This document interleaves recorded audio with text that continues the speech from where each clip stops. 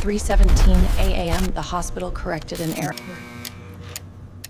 The error was 6 people. If you're hearing this, you might already be scheduled for correction.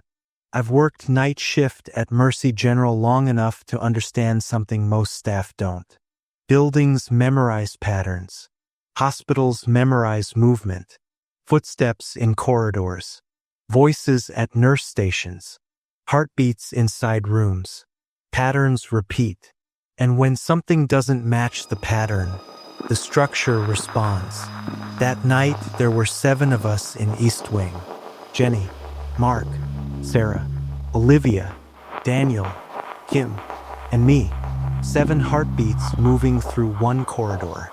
At 3:17 a.m., I walked toward room 214. I remember noticing the second hand on the wall clock hesitate, just for a fraction of a second. Like time needed permission to continue. I turned the corner, and East Wing wasn't there. Concrete stood where the hallway should have been. Perfect. Seamless. Like that direction had never been carved into the building. I didn't. Hospitals are never silent. There's always airflow, electrical hum, monitors breathing for people who can't. But this was engineered silence. I pressed my hand to the wall. It wasn't just cold. It was dense. Like pressure existed on the other side. I went back to the nurse station.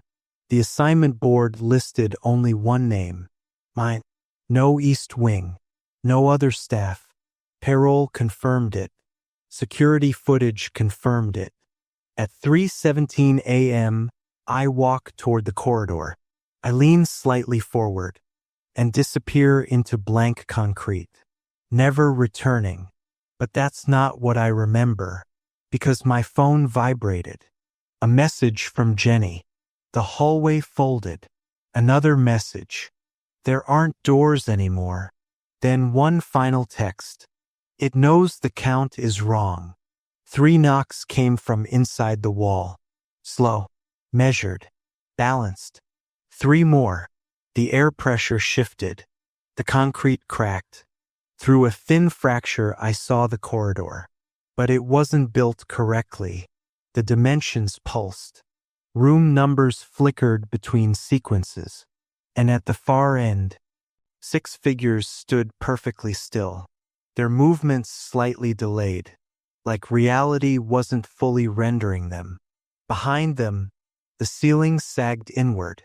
Not from weight, from presence. Not a creature, not claws, just density, a vertical compression in space. And I understood. The hospital isn't haunted. It runs on balance. Blueprint dimensions, headcounts, assignment logs. If the structure detects excess, corrects. 2 overlapping layouts cannot sustain 7 heartbeats. One must be absorbed. My phone buzzed. Pattern restored.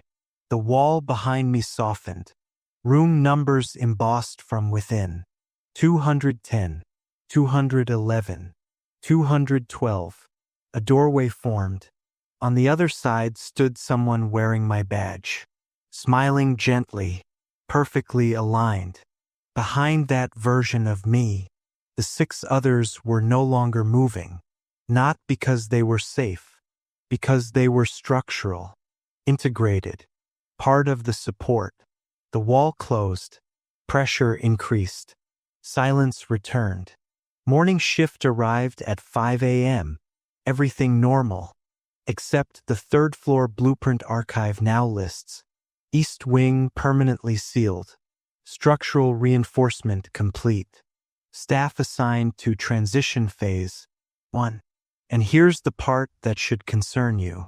Every hospital operates on ratios, staff to patients. Sometimes the correction doesn't happen inside the building. Sometimes it happens to the version of you listening. If you've ever felt a hallway narrow slightly while walking through it, if you've ever heard 3 soft knocks inside a wall, if you've ever checked your schedule and felt certain there used to be more names on it, Pause this video for a second. Listen. If it's quiet right now, that means the balance is stable. But if you hear something faint, 3 evenly spaced knocks, don't turn around, because correction doesn't feel violent. It feels procedural. And by the time you realize the numbers changed, you're already part of the architecture. Count the heartbeats around you. Make sure the number makes sense.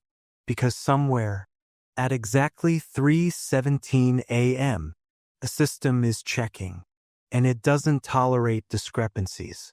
Listen carefully. You might already be one.